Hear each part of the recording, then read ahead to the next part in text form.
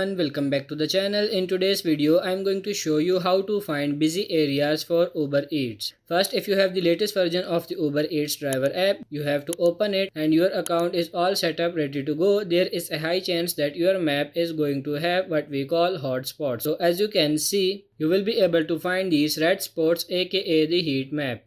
Usually if you see the heat map when you locate the general map for deliveries on Uber Eats, it's going to tell you how well or how busy an area is working. You can find even the price as I have highlighted in the green, and this will give you a general idea of how to find busy areas for Uber Eats. Now while the heat map does help in order for you to find good areas to deliver, I do want to make a disclaimer and say that as of today there really isn't a guarantee or a good method to find busy areas. Usually it's going to come down to your knowledge of the city, the market, and how well or how often people order on certain days of the week, weekends, etc. The heat map will give you a general idea, but a lot of users have reported that it is sometimes glitch or it doesn't have the most current up-to-date information. What I would say, if you don't know your area and you don't know where to deliver or the busy areas, is to maybe try delivering for a day hovering around these red spots on the heat map.